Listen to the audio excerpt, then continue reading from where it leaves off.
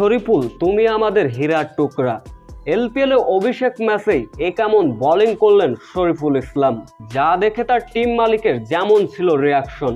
বিস্তারিত জানতে ভিডিওটি না টেনে সম্পূর্ণ দেখার অনুরোধ রইল। নিঃসন্দেহে শরীফুলের জন্য বাইরের যে কোনো লিগই এক আক্ষেপের নাম। আইপিএলে অনেকবারই ডাক পেয়েছেন, পাননি বাংলাদেশ থেকে ছাড়পত্র। অবশেষে সেই আক্ষেপ ঘুচালো এবার লঙ্কান প্রিমিয়ার লিগ দিয়ে। কিন্তু অভিষেক ম্যাচেই বল হাতে অনবদ্য এই শরীফুল ইসলাম। নিজের ব্যক্তিগত প্রথম ওভারে অভিষেক ম্যাচে গুরুবাজকে ফিরিয়ে উইকেটের দেখা পেয়েছিলেন শরীফুল ইসলাম। মাঝের দুইটা ওভার একটু নড়বড়ে বোলিং করেছিলেন শরীফুল, কিন্তু নিজের ব্যক্তিগত চতুর্থ ওভারটিতে এসে আবারও উইকেটের দেখা পেলেন শরীফুল ইসলাম।